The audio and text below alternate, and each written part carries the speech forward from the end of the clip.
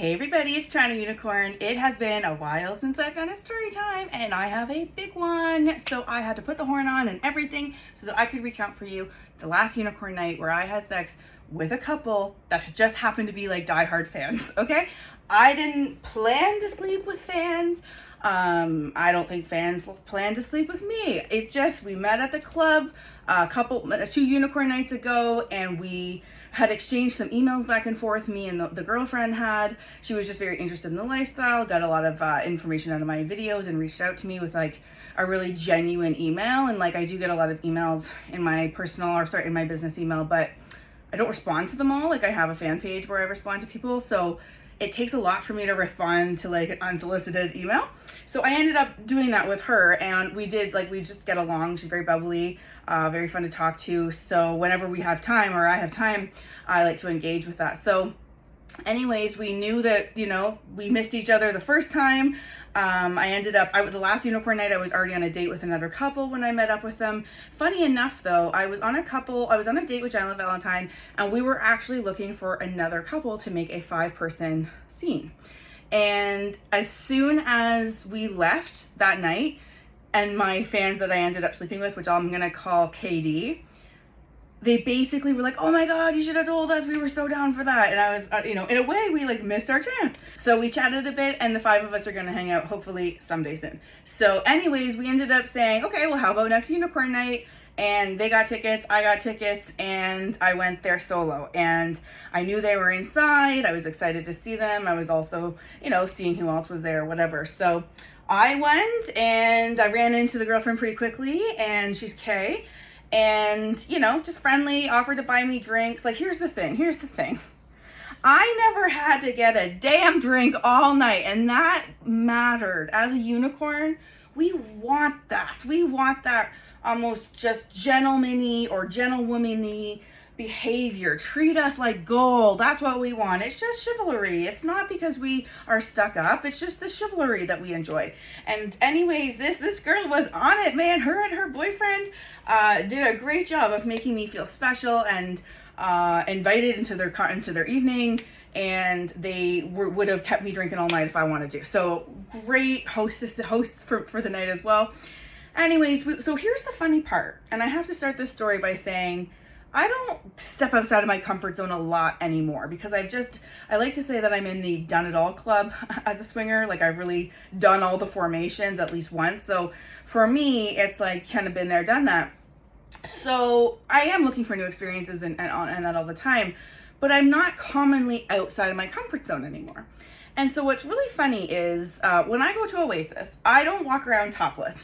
I'm in the pool topless and I have bottoms on.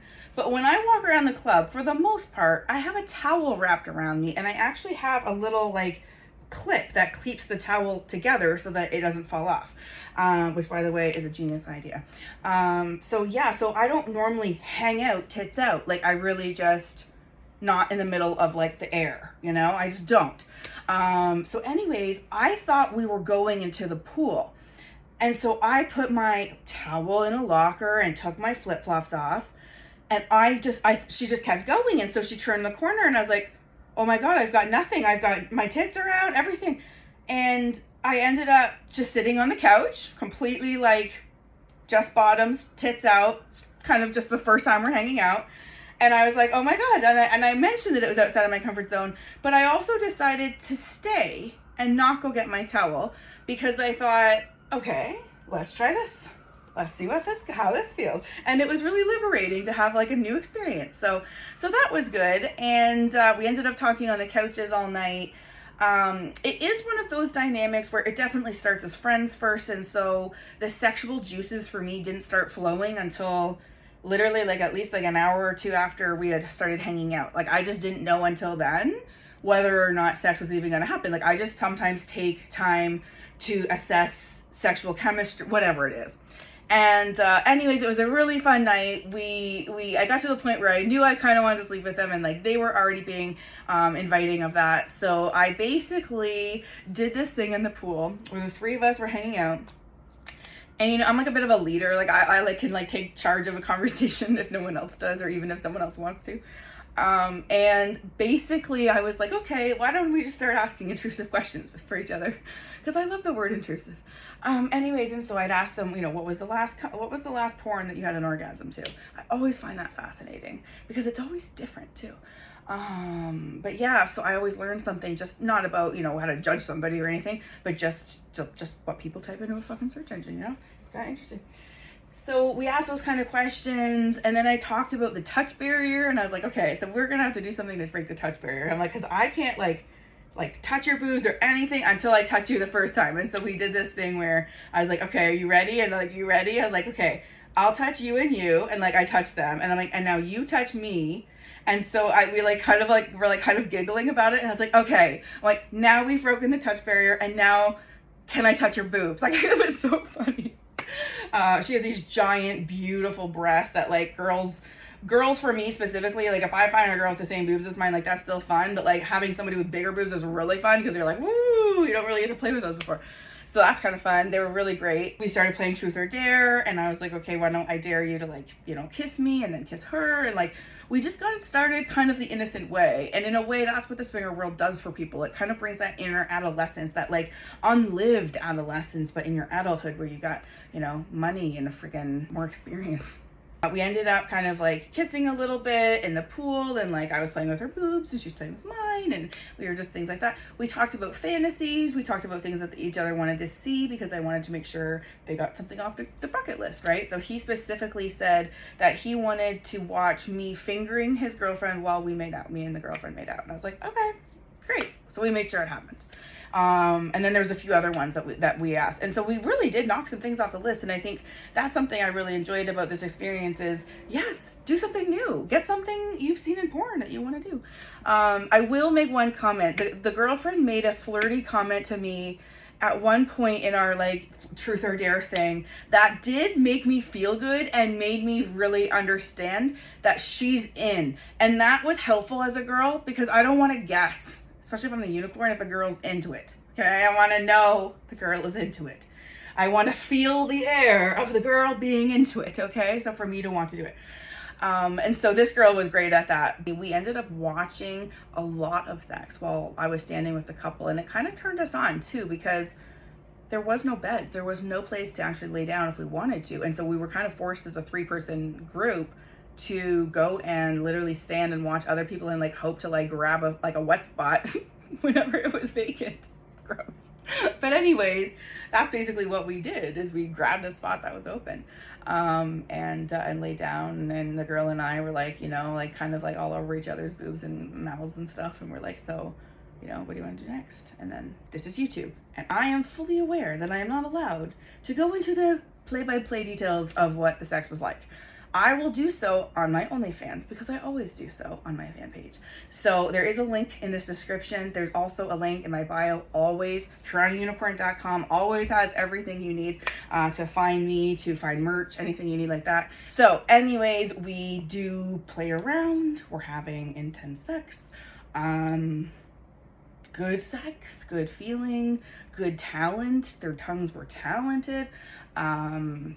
Their fingers were talented. I was able to make requests. Like it was really, it was almost just like a bunch of adults like playing together. Like it was just like so fun to like, all right, now like, do you want to do this? Like, okay, let's do this. And, like, do you want to sit on my face? Like it was just like really casual and fun and flirty. And anyway, so then, you know, when it was over, the freaking guy offers to get me water. He gets us fresh towels. I'm like, my goodness, the single men can learn from dating men because wowza, I'm not used to that. I've seen people take my friends to the mats to have sex. They'll hear them complain that they have a dry mouth and they do not even get them a free cup of water. So I'm telling you, the gentleman shit could like go up a few notches at a sex club. Just saying. I was really thrilled with the experience. I ended up, you know, going outside when we were leaving and interviewing them for my channel, which they were enthusiastic to do. So all in all, it was a wonderful night. And I will say that when we hung out, I did ask them a lot of questions about like which videos resonated with them because I want to hear that. I want my fans, whenever they see me at a sex club, if I'm not legs in the air, or otherwise engaged, please come and introduce yourself. But make sure you say you're a fan quickly. Otherwise, I just think that you want sex from me and you might get a different facial reaction. So you just need to say you're a fan, and I'll be happy to see you and hear what my content connected with you. So just like these fans, I mean, that's how we connected, is they said, hey, we really liked your content, and here's why, and it got us to kind of bonding into friendship. So, you know, never say never. So anyways, me and the girlfriend still stay in touch by email. I'm sure we're probably going to hang out again whenever they can make it down here. So yeah, so let's add those friends to the books, and I look forward to seeing them again. So if you want to hear the rest, you're going to have to come to my fan page right now. If I had any takeaways of like lessons of this experience that I want to pass along, it would be that the woman should hunt, especially if you want a bisexual unicorn, because we want the invitation, the red carpet treatment, the golden Wonka ticket. I know I got that backwards, from the woman.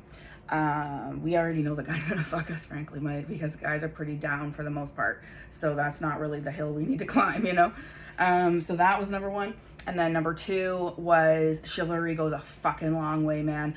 I felt so good being catered to, with like them getting me drinks, getting me fresh towels. It went above and beyond, and it mattered, and it made me feel good. So these are the things that I think, if you want a unicorn to feel good in your presence, these are the kind of things.